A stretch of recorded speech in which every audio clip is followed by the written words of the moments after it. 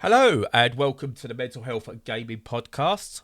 Once again, I am Bradley. We've got a special one this week because joining me is not just my usual partner Stu, but he's with the other founding member of Shawadawadi. I've been practicing this bit. It's gone out really badly, but I've got two of the founding members of Shawadawadi. It's Stu and it's Bryan. How you doing both? Doing good. Yeah, good, thanks. I'm not sure about the Shoddy Waddy reference. I'm not sure if Brian was No, even I was like, born. what have I found? Like, I haven't Yeah, found anything. No, I saw Shawadawadi was an answer on House of Games yesterday, so it was in my head. Okay. That's the level of planning that goes into these. it's So these things, sophisticated. I just end up thinking, like, did I have a conversation that I don't remember? Because that's very often the case. Yeah.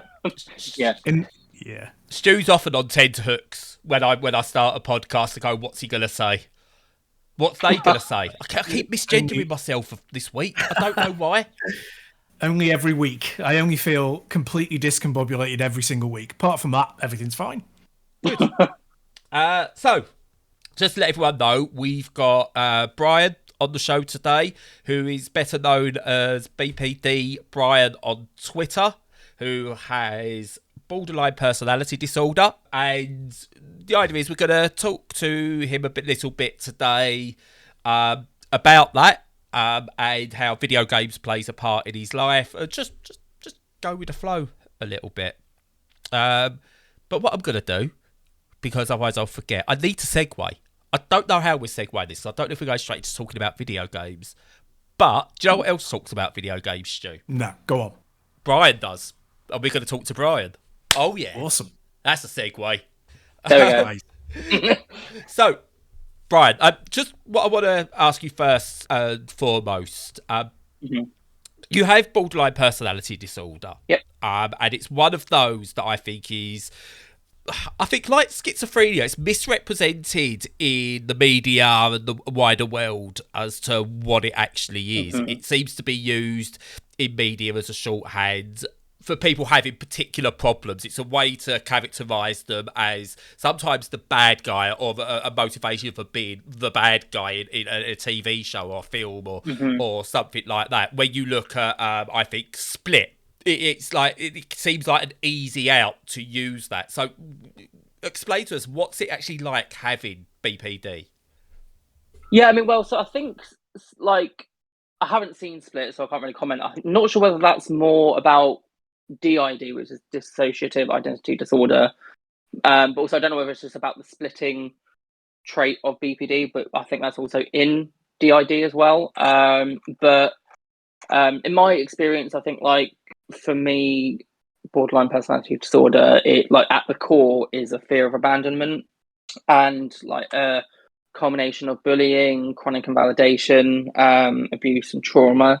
I think growing up for me, I think, like you were saying about, like, we're painted as the bad guy, I think, like, everyone's been the bad guy at some point.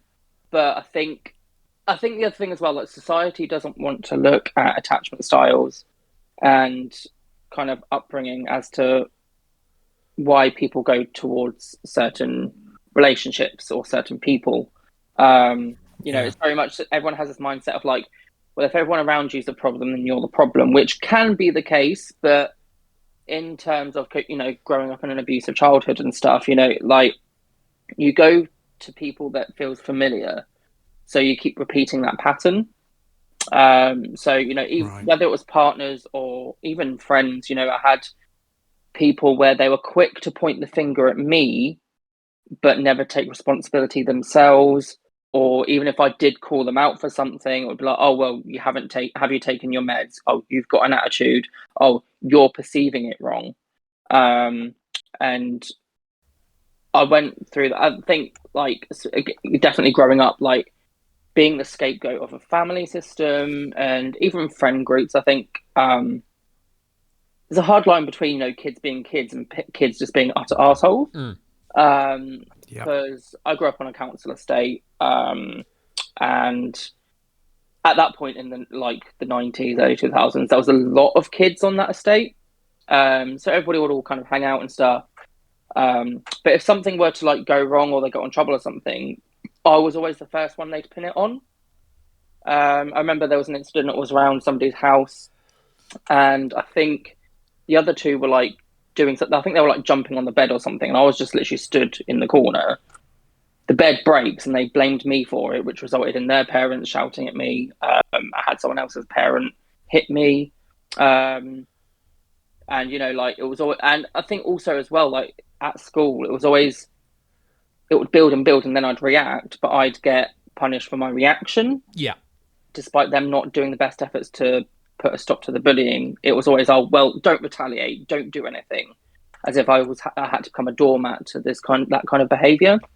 But I think with that fear of abandonment, when it came to especially romantic relationships, I feel romantic relationships are very much a more triggering space for me.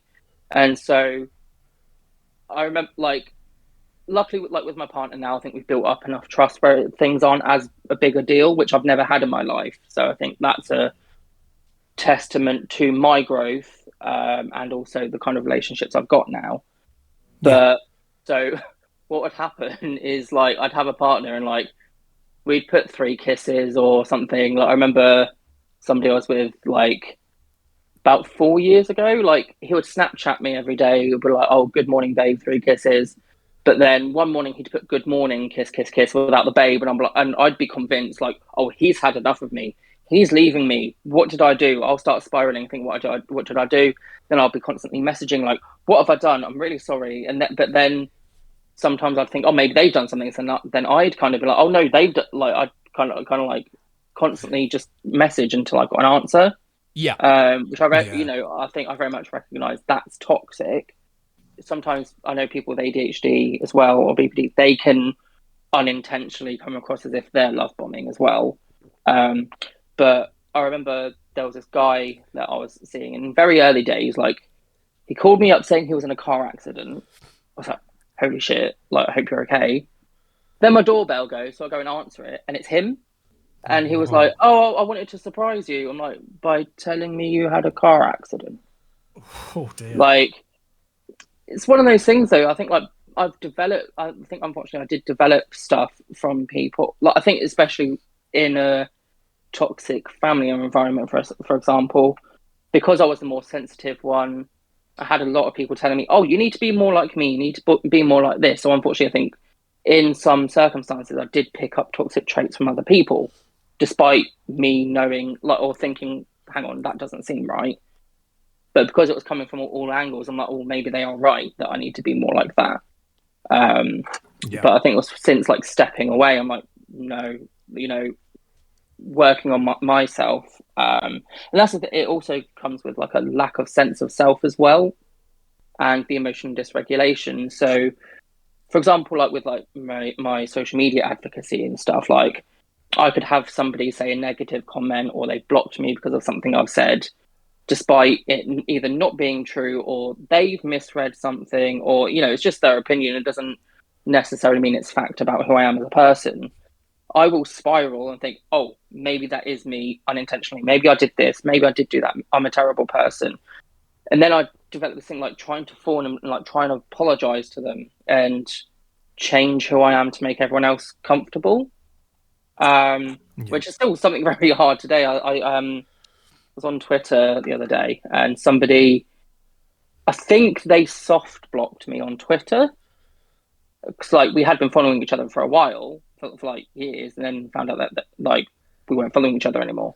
And then I started going through a spiral again of like, maybe I'm a really shitty person. Has somebody said something? I've also had people, I think because of like me being mentally ill, I've had partners or people tell half truths. Yeah. To again paint me as as the like abusive person or toxic person. Like for an example, like in my late teens, early 20s, I wasn't working because my mental health at that point was not great at all, in terms of being able to work. But I had a particular friend, and she would message me like, "Oh, do you want to go out Friday night?" And I'd be like, "I don't have much money, or I don't have any. I can afford 1 or 2 drinks, but that's it." And she'd be like, oh, no, don't worry, I'll get you drinks. That's absolutely fine. So I'm like, okay, that's really nice. Thank you. We'd go out, and then her other friends would turn up, and she'd start saying that I was scrounging off of her. And there was another, like, with the same person, we went to Brighton for her birthday. And again, like, I was working part-time at that point, but I was like, okay, I can afford to pay half of the hotel that we're staying in, a couple of drinks, and obviously the train and stuff to get up there, and some food. She was like, that's absolutely fine. But then last minute, she invited another friend, which meant we had to get a more expensive train. We had to sneak this friend into the hotel when she shouldn't have been in there. We ended up not staying in the hotel because this friend was sick in the shower, and they was like, oh my God, we can't stay in here, we need to go. And again, she was saying, oh, Bryan didn't pay for anything, like, blah, blah, blah. And I was just like, are you going to tell everybody the rest of what happened? But because people would do that, they do gang up on you and start thinking, oh shit, what have I done? And you end up apologizing. Yeah. So in terms of gaming, actually, I think, like, person that I was in a relationship with about 4 years ago, our connection was gaming at one point. Yeah. That's how we started getting to know each other.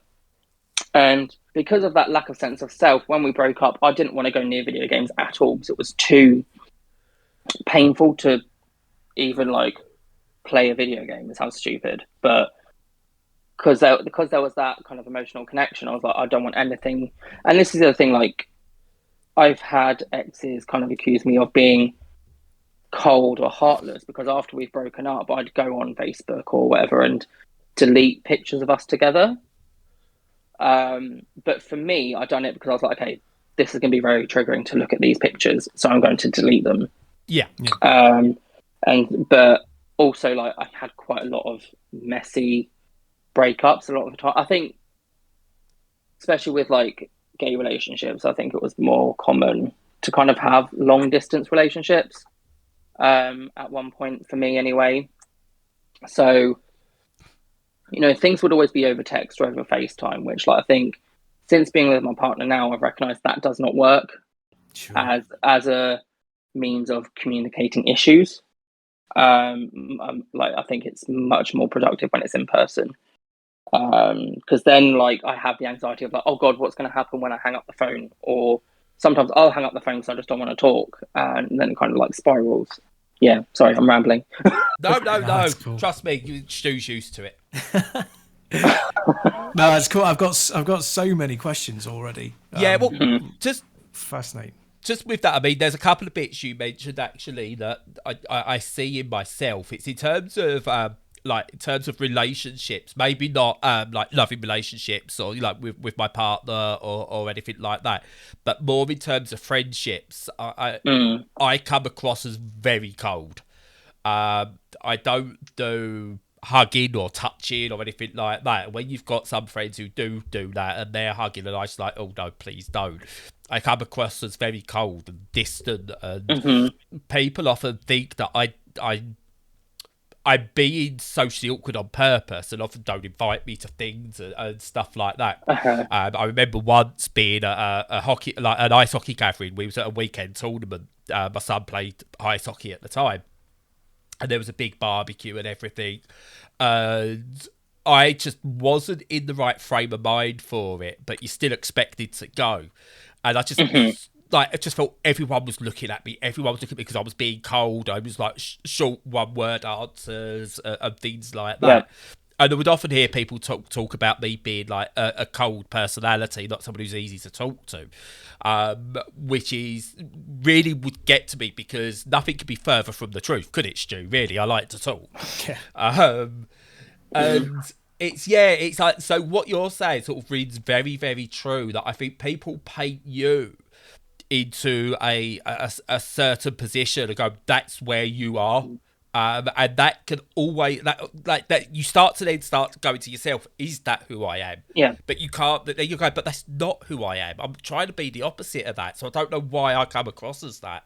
Yeah. And I think especially when they also won't take the time to sit down and understand you, you know, like I think when I was in the process of getting diagnosed with BPD, I remember I sent this particular partner just a YouTube video, just because obviously I didn't know how to really explain it for myself at that point.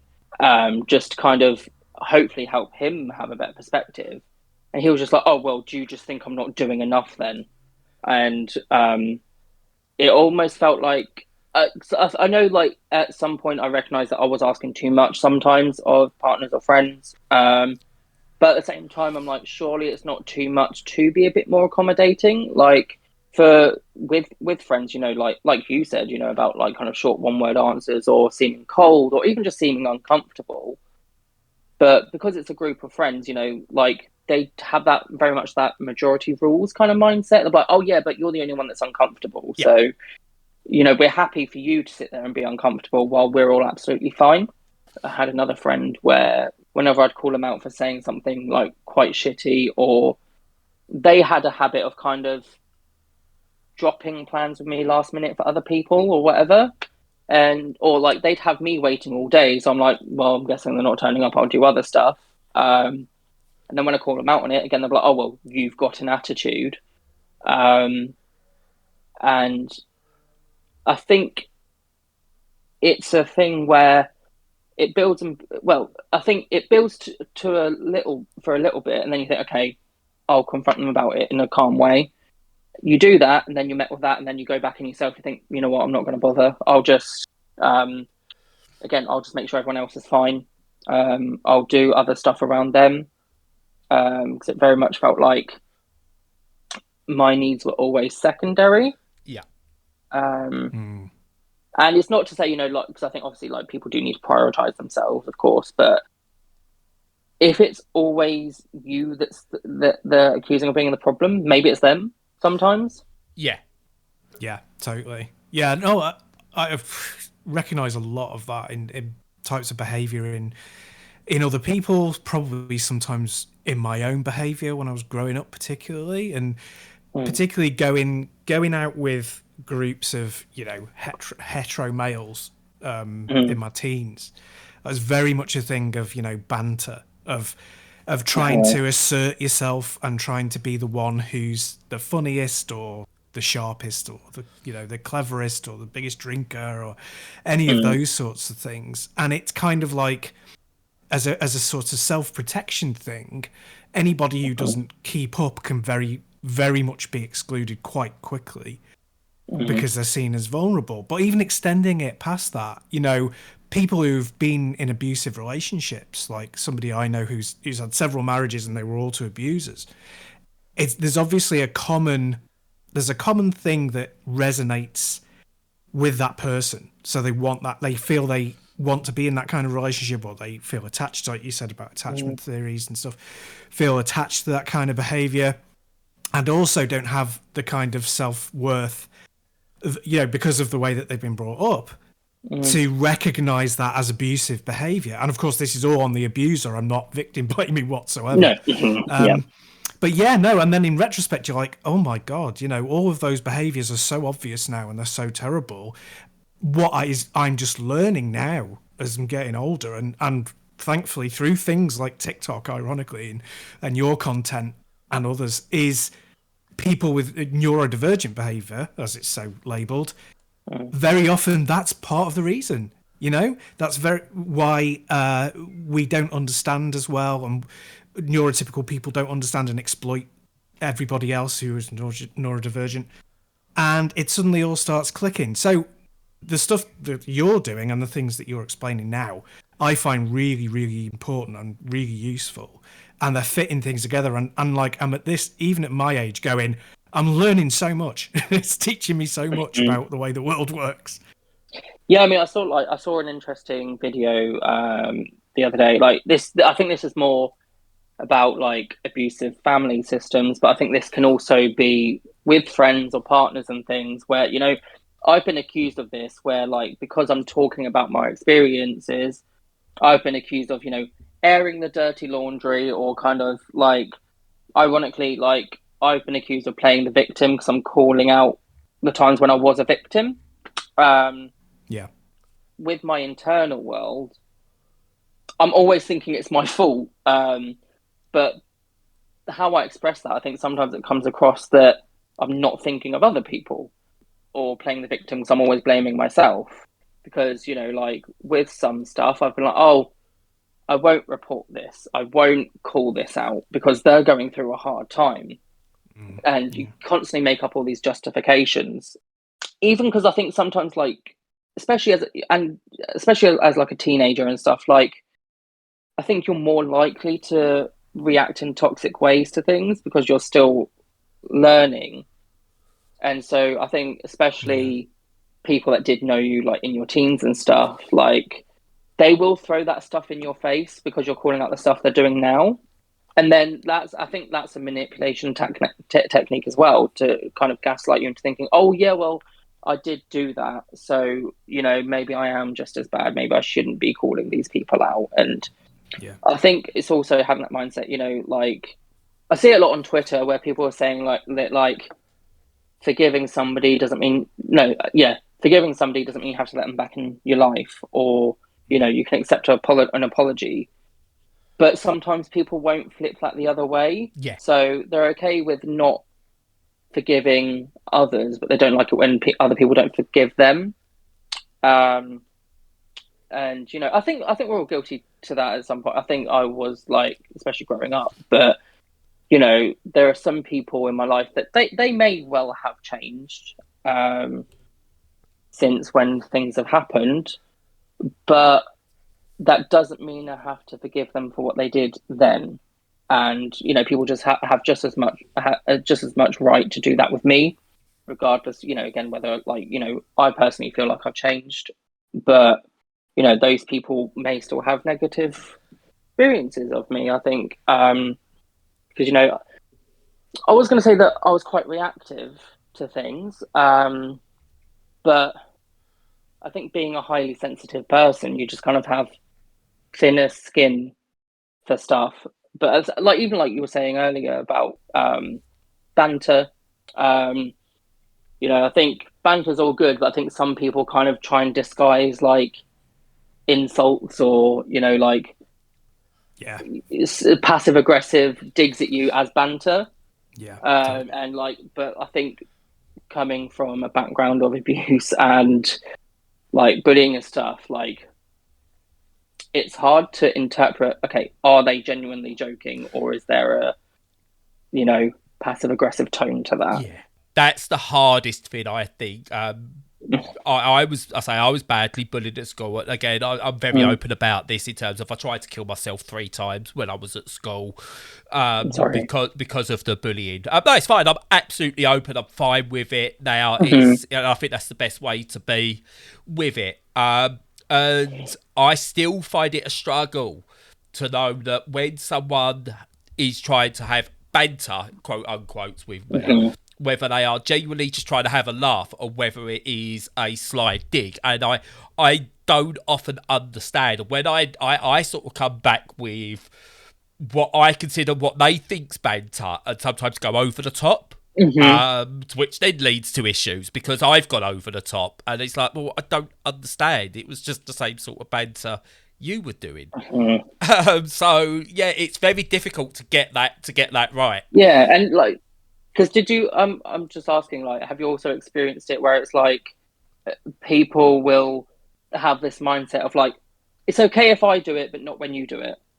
Yeah, all the time. Yeah, and you know, so I think that's the thing. You know, like they'll villainize you for treating them how they treat you because they're kind of, you know, getting a taste of their own medicine. And I think, like you're saying, you know, like, attempting suicide 3 times, you know, I think I understand, but again, like I said, you know, bullies can change, possibly, but I find people say that depending who it is. So if it's their kid bullying someone, for example, but that's just kids being kids. Yeah. But if it's their kid being bullied, they're like, oh my God, this is terrible. We need to put a stop to it. And like one of the, again, understanding people can change. But one of the funniest things is seeing people I went to school with who were absolute assholes to me at school, sharing things about like Mental Health Awareness Week, suicide prevention, anti-bullying. I'm like, have you thought about your own behaviour? Where's my fucking apology? Yeah, 100%. I've and- been there. Because, like, I remember, like, I broke up with somebody a few years ago, and it drove me to the point of suicide. I was in hospital and stuff, and, like, it's one of those things. I think after you break up, you do check their social media a bit. And literally, I think it was like a few days after I came out of hospital, he was sharing stuff about suicide prevention. I was like, "Are you fucking kidding me?" Yeah. And because even like when because I had a breakdown in early 2020, as a result of these kind of performative mental health groups, especially that are on Facebook, there's an admin in there kind of groomed me and took advantage, which resulted in a breakdown. There was somebody who I was friends with on Twitter, like before all that. He was aware what happened. He knew what mental health group it was, etc. He's now admin for them. And I'm like, so clearly you don't care. It's just about making sure you look good. And even when I called it out to the creator of this group, because they've been on TV, you know, they've raised money for charity and stuff. I literally got a message from one of them saying, "Oh, well, we don't really want to do anything. So we don't, because of how this may tarnish the group." Yeah. Yeah. It- So a quick question from me then. So when you find yourself in these difficult situations sometimes, do you have any like coping strategies that you use, or is there a particular person that you trust that you can go to? You know, how do you deal with the consequences and the fallout of things happening like this? That's the thing. I think I don't cope well at all. I think, especially while still living at home, I think it was a very quick kind of step from being okay to being in crisis. So there was no preemptive things to put in place, I think, for me at that point. It was either I'm okay, I'm in crisis. Whereas now I think I'm a bit better at kind of recognizing, okay, things are starting to get bad for me. You know, I think this is the thing. I think before as well, I would try talking to the doctors and they'd just kind of be quite dismissive with it. yeah. Because unfortunately, I think in my mind, I'm like, I need to be articulate and stuff to get the right help. So then I'll go into like, you know, like an assessment or whatever, and they'll be like, "Oh, well, you seem fine." I'm like, but because I was like, "Oh, I don't want to say anything." Like, I was like, "Okay, I must be fine then." But sometimes they just don't listen. Like, there's this weird thing again. I think like society, whether that's like professional people or just people in general, they're kind of like, "Oh, reach out if you're struggling," and then you reach out, and they'll be like, "Oh, but if you were really struggling, you wouldn't reach out." Yeah, people. It's when you get people put up my door's always open. My table's always there, and you kind of you start to just test the waters, dip your toe in, and see how willing they are. And yeah, not at all, not at all. Yeah, I mean, I think like a little caveat to that. I think like for me, I think it's very individual, but I think for me, it's recognizing now that because I know I take things literally. I think, you know, that's an autistic thing. Like, if people say always, like, I won't think, "Oh, they're asleep," or "Oh, they're at work." I think, "Oh, they said always," so I'll call them at inappropriate times.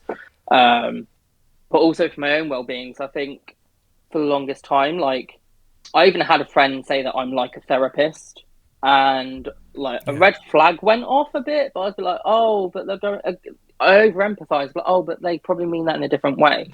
And that again, that's what keeps me like in toxic situations. Yeah. But now I'm very much saying I'll be there for you if I can, if I have the capacity, or I'll get back to you when I can. Which I think it's a tough pill to swallow, because I think also I was on the other side of that when people wouldn't outright help me sometimes, because they had stuff going on. But now I very much understand, you know, that people do need to put themselves first. But I think in terms of coping, like I would say, like with video games and stuff, like I've noticed recently, sometimes I dissociate while playing. Yeah. Yes. But I think because, like, I don't know about you, I think especially because I know like people with ADHD and autism and stuff, they do game a lot more than an average person. But I was always quite shamed for liking video games and stuff. And even this thing of like where people are like, "Oh, you played video games 5 hours today." you're addicted. I'm like, you wouldn't say that about somebody that's reading a book for 5 hours. No. And like, because, you know, I think also video games are a great way for neurodiverse people to learn about things or to process things. And yeah, I think like video games for me, like, I think there was a period where I stopped playing them, just because like at that point in my life, I think I was trying to fit to this neurotypical kind of, oh, you go out Friday night, you do that, like you do other things rather than doing what I wanted. Because I was like, oh, people don't like video games, so I don't play that anymore. Which comes back into that kind of lack of sense of self. Yeah. And with a mix of fear of abandonment, so I'm like, okay, I want these people to like me, and they don't like Pokemon, so I'll hide all my Pokemon stuff in a drawer. I'll do this instead. I remember I'd done that with a partner a few years ago. Like, all of a sudden, I was ashamed of like the Pokemon posters and stuff I had on my walls. So, like, I took them down and hid them somewhere. Hang on, Bryan. There's people out there that don't like Pokemon. Apparently. I know, I can hardly believe it myself. Go on, carry on. Go on, sorry. No, yeah, it was just like I like hide things, or like I also had, cause, like, music's a big help for me. I love to go out walking and listen to music. I love to sing. Not that I can sing very well, but like, again, I had this weird toxic things with friends as well. Like, I remember, like, I had like one friend, like, they'd come to my house for pre-drinks. They'd tell me to put music on, but then they'd be like, oh, don't put any of your shitty game music on. I'm like, you're literally in my house. Yeah. Like, I think now I'm very much like, did they think when they said things like that at all? Yeah, because you can't turn around and go, don't put your shitty dance music on, because that's I not... would. But that's not socially acceptable to say that. You know, it's people like listening to that. Well, I like listening to the Zelda soundtrack. Thank you very much. It's like I get quite obsessive over things I like. So I went through a phase, still in a phase, where my absolute favourite music artist is Jenny Lewis. Mm-hmm. And I remember going out once and asking the DJ if he had any Jenny Lewis, and he just looked at me like I'd shat on his decks.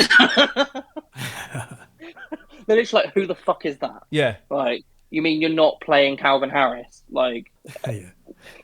I mean, I think now, like, if I had a jukebox, it would be full of like depressing country music.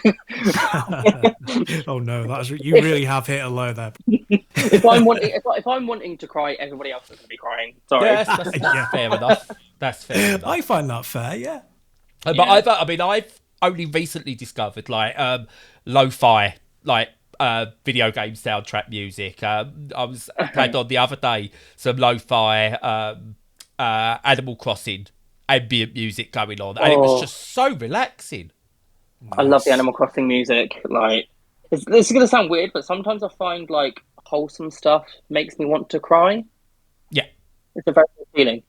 So like, really, especially like nostalgia especially for Animal Crossing Wild World, for example. I think it's like the 11 p.m. or the 1 a.m. hourly music, and I'm like, that literally makes me want to cry because it's so peaceful.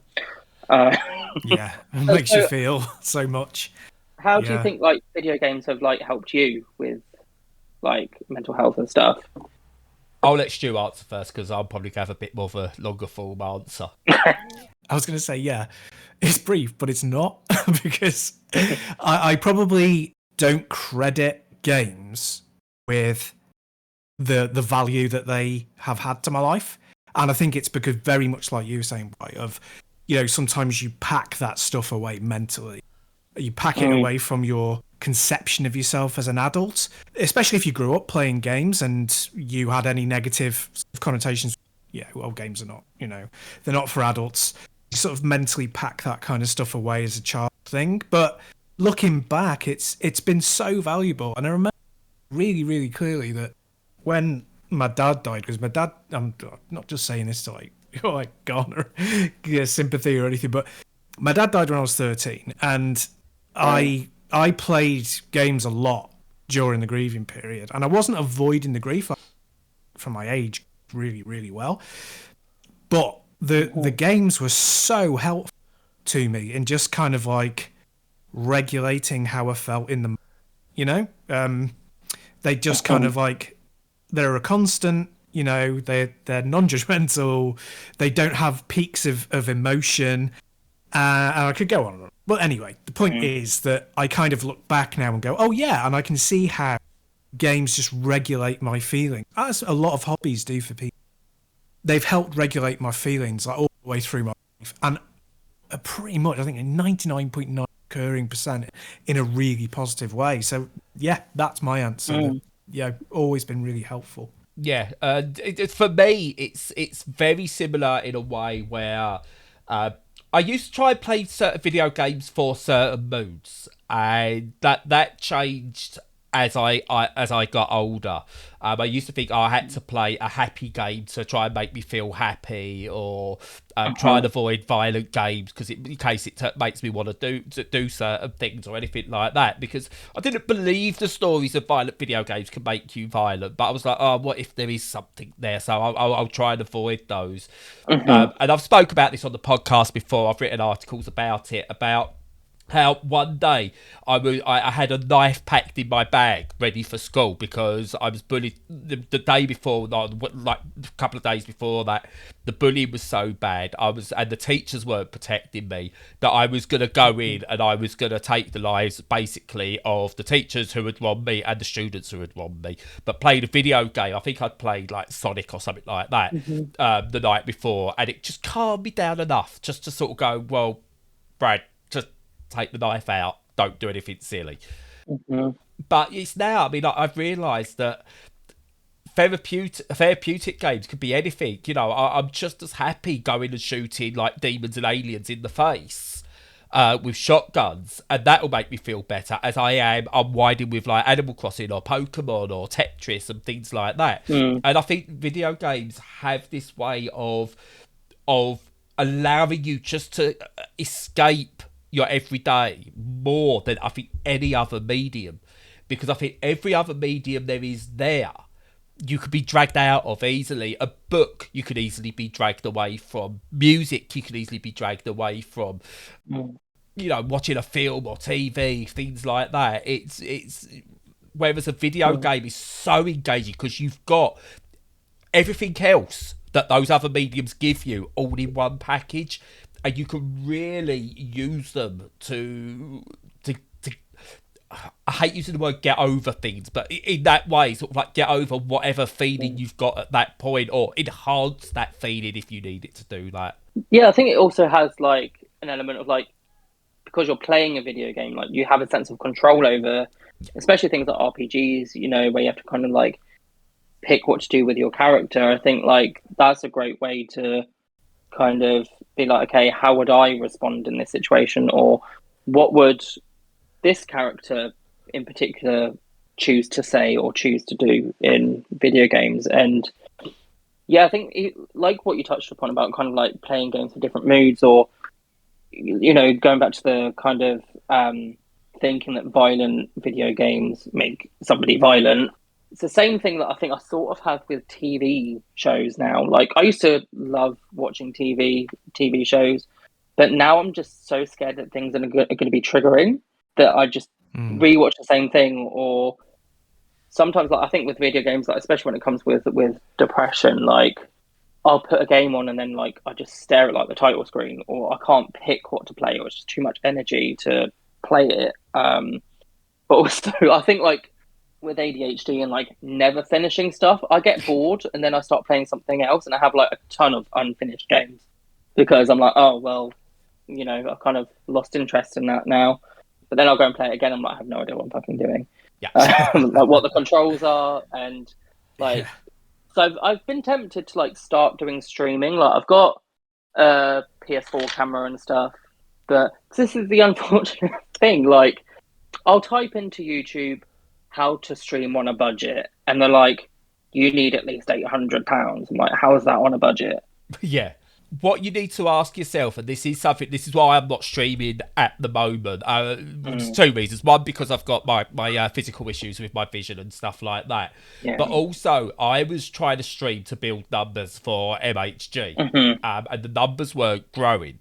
So it really depends. Why do you want to stream? Do you want to stream to make a career out of it? In which case, you've got to consider, that's when I think you need to consider this is what you need to get set up.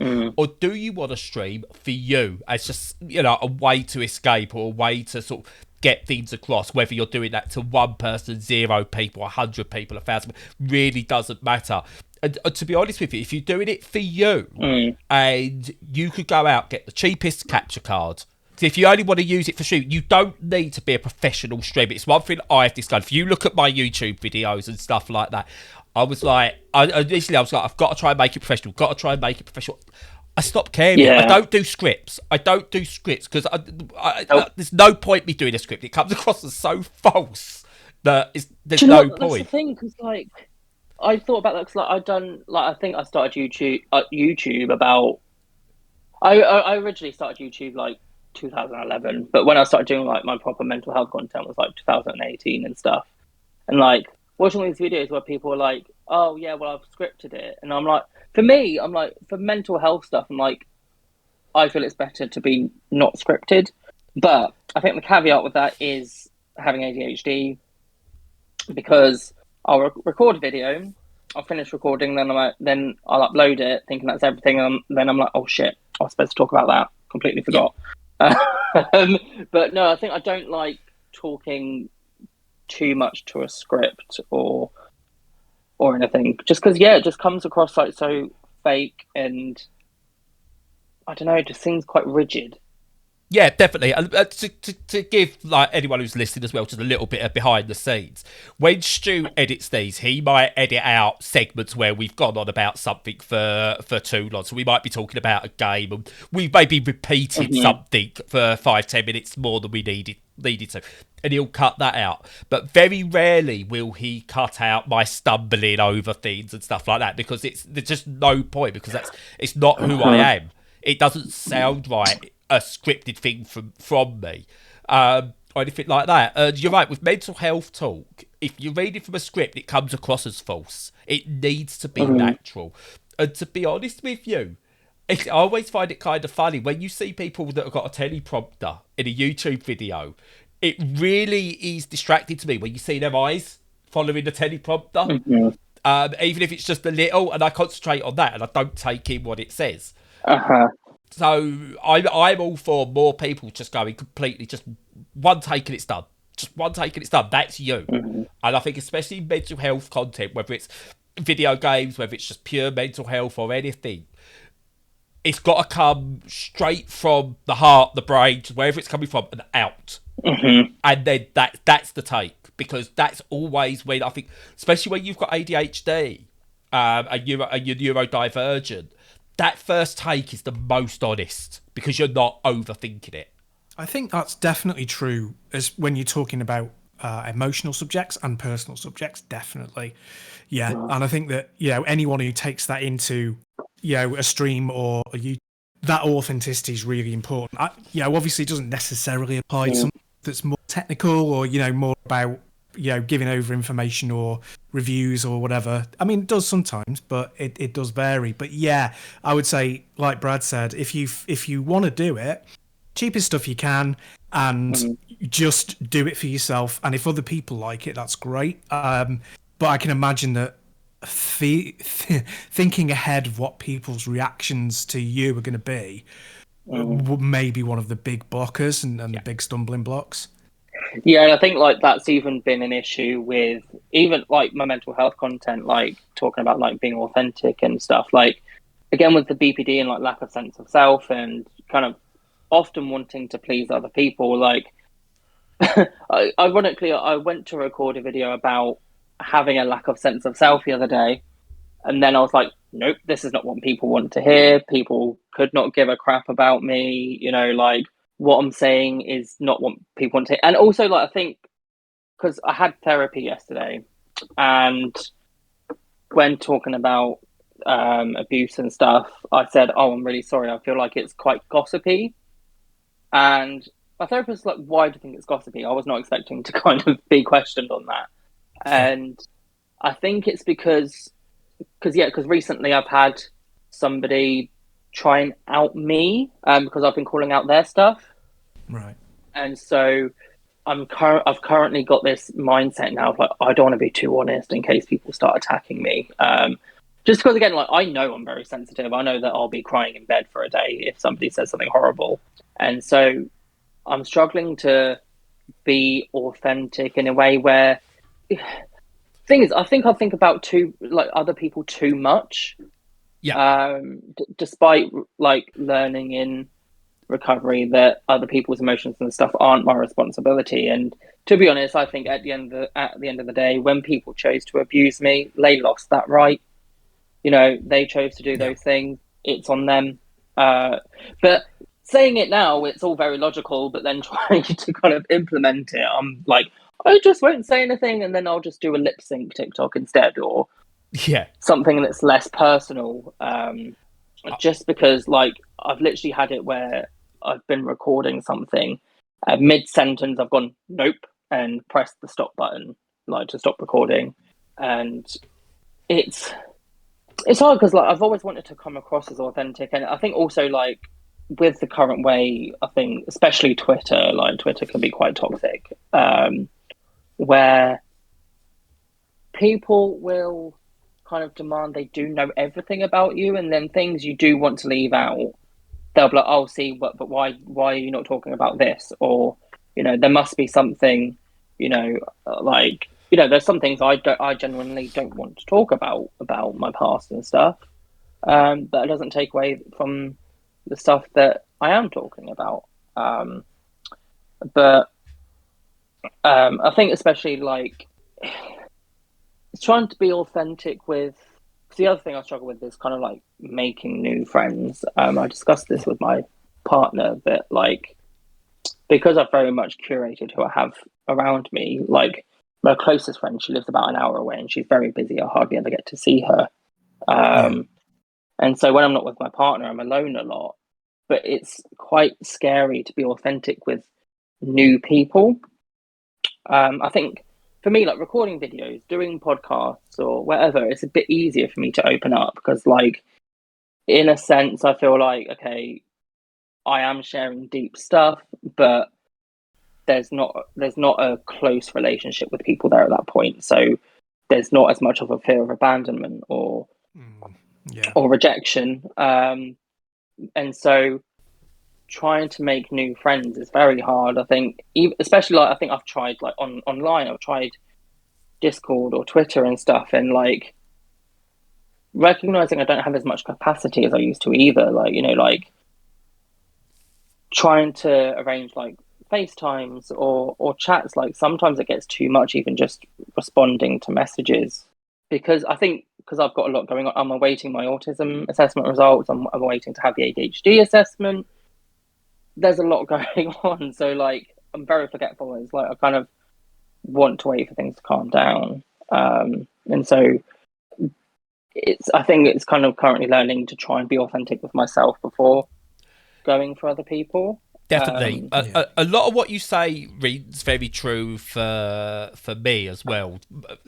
Like, my closest friend, my oldest friend, is half hour down the road, but I don't get to see her purely because I'm busy with my kids, she's busy with her kids, but also at the moment I'm still suffering from long COVID. I've been bunged up since August, September of last year. I just cannot shift this cold, this being this bunged up. And her partner at the towards the end of the year and the start of this year was diagnosed with a form of cancer. So I don't want to go round and potentially risk making him even iller. But then I start feeling guilty that I'm not going round and visiting, but I'm doing it because I don't want to make him any worse at the same time. But what I've found myself is now there's two things I look forward to every week. Bizarrely, one of them is going to get my foot ulcer checked because I've got an ulcer on the bottom of my foot because of diabetes.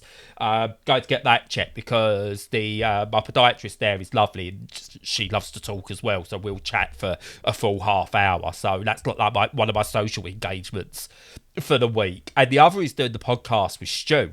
Honestly, if I didn't have that, I'd feel so lost now. I mean, we've been doing this, what now, 2 years, Stu? Every week? Pretty much. Yeah, You know, he'd probably love to take a few weeks off, give his ears a rest, but he can't. A few years. Yeah, a few years. But I look forward to it. It's an important part of my life now. But what I wanted to ask you, and this is something I've started doing, it took me a long while to probably get the bravery to do it. When you do meet new people or you introduce yourself to new people, how much of yourself do you introduce? Because I'm very open now. Like, yeah, nice to meet you. Within a few minutes, it's you know, just let you know a bit about me. Talking, yeah, I've got ADHD. You know, potentially, you know, I suffer from depression, etc., etc. Are you quite open with that early, or is that something you still hold back with? Yeah, I mean, it is very much like, hi, nice to meet you. Here's my trauma. Yeah. And then they're like, and your account number is, you know, like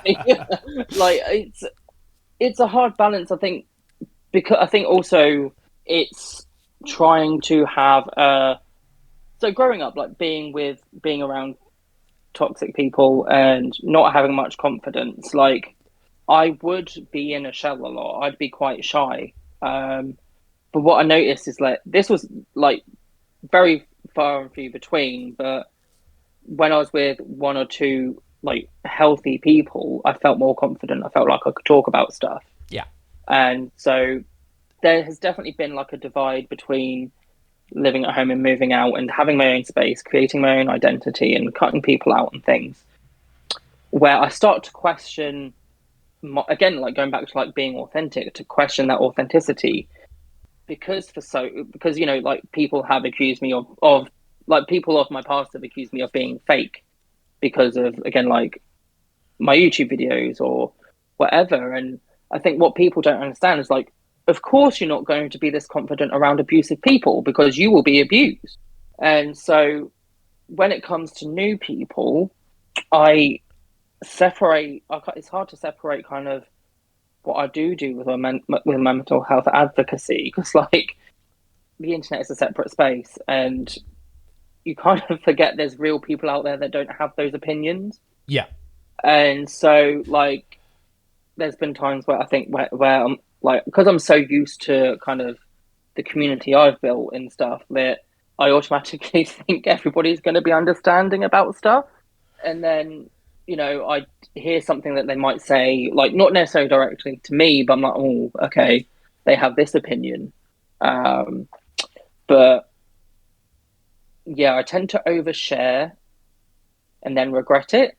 Because like I think I understand that can also like scare people away from, you know, saying such heavy stuff like early into a friendship, into a relationship, trying to fight my kind of default thing to be like, oh, I mean, I'm fine talking about that. So I think, unfortunately, I think with abusive people, they kind of rely on you to open up that early on, so then they can use that. So like, this is the thing. Like, I think I think last time I met up with some new people was either the beginning of this year or end of last year. I only met up with them once, but I'm not sure whether it was just because of, you know, COVID and stuff as well. It was quite exhausting, trying to read like, okay, is this okay to talk about it? Or even just reading like people's silences sometimes. I'm like, oh God, I've made them really uncomfortable. And then I'll withdraw and think, okay, I won't talk anymore. I'll let them talk. It's like, even like now, like I know obviously like you wanted me to be on the podcast and stuff. I'm like, I'm talking too much. You've got some way to go, Bryan. You've got some way to go yet. That's fine. I think like the trouble is, I think with ADHD as well, though, I think ADHD brains, you tend to go on tangents and little side stories and stuff, and your head's all over the place. So it, like end up giving like very long-winded answers to things. Yeah. Oh yeah, you do get from A to B via 1, 2, and car. Yeah, I mean that's the thing. Like, it could even just be somebody in Costa being like, "Do you want sugar?" I'm like, "Well, this morning I built some sugar." I don't know, like, but I find like for me it's like extremes. It'll either be like one-word answers, or again just loads of tangents. There's no in between. Oh yeah, no, definitely. And it's like, just for example, I mean, I can't do like dead air. As soon as there's like a silence, I'm like, I have to fill it. It's just something in my brain goes, oh, you've got to fill this dead air. Do not let dead air be part of it. Forgetting, like, for example, if we do get some, Stu can easily edit it out. Well, I'll probably make it more difficult for him by filling it. But it's like, you know, if it was doing our normal podcast, I was probably going to talk a bit about having to tell my daughter yesterday her favourite footballer is leaving Liverpool Women. And instead of just going, oh, she was really gutted, I know when I tell that story, I'd have had to have gone off to some tangent about how we got to her being a favourite player and stuff like that. Well, I've possibly mentioned it before, I don't know, but I will fill in all those gaps. But it won't just be about the football. It'll be about other stuff she's done and so on and so on. Oh, and that orange I had this morning or whatever, because it just pops in. And obviously with the ADHD, you're probably very aware, Bryan, is you'll get random thoughts pop in that just go, well, no, I'm coming out your mouth at the same time as well. Yeah, and I think also, like, you think every detail is relevant to what you're talking about. Yeah. So I think I had this, like, with my therapist. Like, I think, like, he asked a question or something, and I literally went back and forth between, like, something that happened 3 years ago, something that happened 10 years ago, something that happened last week, something, like, that has no relevance, but I felt like it was relevant to give a backstory of it being relevant. And then they're like, okay, let's go. They're always like, okay, let's circle back to this. I'm like, I didn't realise. Oh, sorry. But yeah, I think also the other thing for me is, like, unfortunately, I think the mix of, like, BPD and ADHD, and I think, you know, especially with dissociation and stuff, like, it's very hard to process verbal information.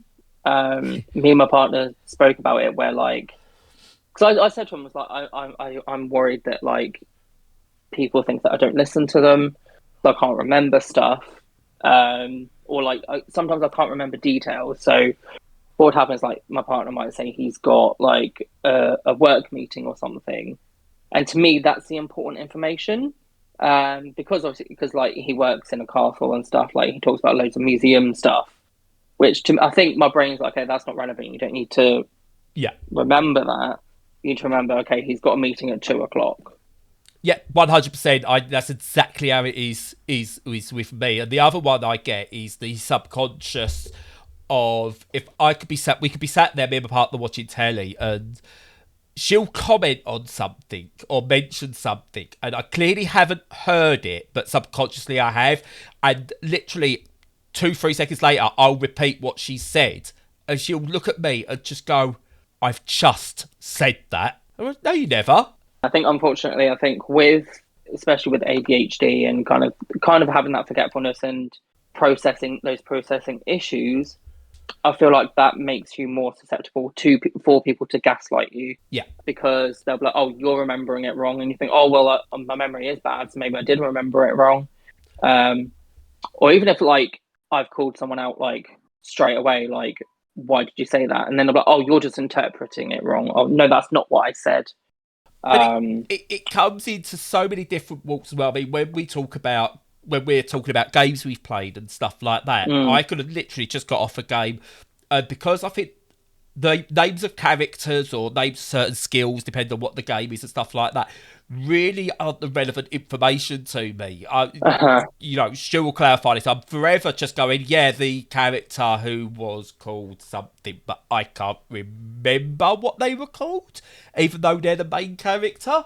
And things like, it's just not relevant to me to what the game is, which is just really bizarre, because to some people it is the most important thing, but then afterwards I'll said it all, will be sat there going, oh man, people are going to think I haven't actually played this game because I can't remember certain aspects of it. But it's, you know, it becomes not the case. And it's the same with films and music and things like that. I recognise a song, couldn't tell you what it was called, couldn't tell you who sung it, couldn't tell you the lyrics, I will recognise it. But I can remember the most minute detail about some film I saw 16 years ago, and they get frustrated when other people can't. Yeah, because, like, for me with video games, though, I think I'm more of a gameplay person than story. Like, yeah, I think I'm a visual learner, so I can take things in by what's happening on the screen, but reading the text, like, it doesn't compute. So I think that's why like I probably wouldn't play like graphic novel stuff because there's just too much text. I'm like, this is not a game. I'm sorry. But so I love like watching like Pokemon YouTubers where they kind of do like top 10, like Pokemon characters or Pokemon from each generation or Easter eggs and stuff. Like despite playing some of the games like probably at least 3 times, I'm like, I do not remember this. Yeah. Well, I Even though don't. like it's a quite I only found out 5 years ago that you're not playing as Ash. yeah. I've played every Pokemon game. I didn't know you wasn't Ash until about 5 years ago. Did you call every character Ash? No, I don't. I think I don't. I think I used to give him my name, but as far as I was concerned, it was Ash from the anime. I just assumed you was playing as Ash because just one of those things. Other stories stick with me. So the story in Persona 4, Golden, that stuck with me, as did the story in The Last of Us. That stuck with me more than the gameplay. Right. But other stuff, The Last of Us 2, couldn't care. Did not care one little bit. But the story of The Last of Us, stuck with me. I suppose, like, I don't know whether, like, as well, like, it depends what your mental state is when you're playing those particular games. Like, so I think, like, even, like, going through, like, my PS4, like, trophy list, there'll be things I'm like, I do not remember playing that. Or especially on, like, my 3DS. And so I think, like, if you're playing something where it is quite dissociative and you're not really thinking about it, you're probably not going to remember as much, except you might remember, I remember seeing, like, this guy and there was a lake or something, versus like, okay, this happened if like you were relatively attentive to it. But it's weird because like I think the only time I think I've cried at a video game was the end of Kingdom Hearts 3. All right. But I think it was just because it was nostalgic. Yeah. Because there was such a big wait between 2 and 3, and Kingdom Hearts is like one of my favorite franchises. And like, I think I even like cried like with like the opening credits. I was like, "Oh my god, it's finally here!" Yeah. Whereas like the story, fuck knows. But yeah, I think like, although I think I like things like Life is Strange. I think like games a lot. I think like you said, playing different games for different moods. Like because I've been currently on like a RPG thing, I do get a bit bored, so then I don't complete them. I know sometimes people say to like use like a palate cleanser. But like this year, I recently just like really got into Yokai Watch. Such a great series. I think like 'cause it was always called like a Pokemon rip-off clone. But it's actually like I think especially because like Yokai Watch 3, I bought that digitally because the physical copy is like really rare. But it's been a while since I've been that immersed in a new franchise. Like, because I think the trouble is like I'm never one of those completionist people, like 100% things. Like, there's too much. Like even with like I think the thing is I know like with ADHD it's often you'll always do things like 80% and then you'll stop. Yeah. There's a lot of Pokemon. That scares me going into newer generations. It's just like there's just too many. I just give me Pikachu, give me Grookey. I've noticed a pattern with Pokemon though. I think like depending what generation you start with depends on what generation people see most fondly. Yeah. So for me, like I was a Pokemon fan from like when it first came out, like with Gen 1 and stuff. But my first proper game wasn't until Ruby and Sapphire. So I think like I have a lot of memories with that, and I think because that was actually how I made really good friends with the friend that I'm still friends with now. Is that it's going to sound really weird? I bought a pack of Pokemon cards that day, I think, and I was randomly just stood in my front garden just staring at my Pokemon cards because why not? I don't even think it was that sunny. But I was like, yeah, let's look at Pokemon cards in the garden, and this girl starts like riding up on her bike, and then she's like, "Oh, those Pokemon cards." And usually I'm like, "Oh god, are you going to beat me up? You're going to have a go? Like, what's going to happen?" That was usually the case. Like, "Oh my god, you like Pokemon? So pathetic." And she's like, "Oh no, I really like Pokemon." I was like, "Okay, cool. Do you want a Pokemon card? 'Cause I already got that one." And then we became friends since that. And it's actually quite a funny thing. So luckily, 'cause I had Pokemon Sapphire and she had Pokemon Ruby. So now we do a thing like whenever there's a new Pokemon game coming out, we're like, okay, which one do you want? And usually we tend to want the opposite ones anyway. Yeah. So it works out fine. So we could do trading and stuff. But just that first like summer, like playing Ruby and Sapphire together and having that shared experience was like such a great feeling. That I have so many fond memories of that. I have this weird fear sometimes of experiencing stuff with people just in case that relationship ends and then I know that those memories are going to upset me. It's a very weird fear. So I'm like, I'll just do things on my own so there's no emotional connotations to it and then it won't trigger me at all.